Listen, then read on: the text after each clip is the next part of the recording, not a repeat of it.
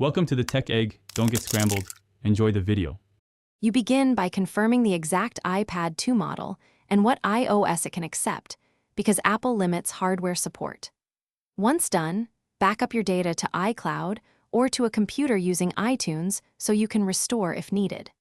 Make sure the battery is above 50% or keep the device charging during the process, and clear at least 5 GB or plan to update through a computer to avoid storage interruption. You now get the update file. Try Settings, General, Software Update first for an over-the-air install because it's simplest. If that fails or there isn't enough space, plug the iPad into a computer and use iTunes to download and install the appropriate IPSWA for your specific iPad 2 model. This is more reliable and avoids storage limits. Make sure your Wi-Fi is stable, do not use cellular, and keep the iPad on charge to prevent interruption during the download and install. You finish by following the on-screen setup steps and confirming your apps and data are present.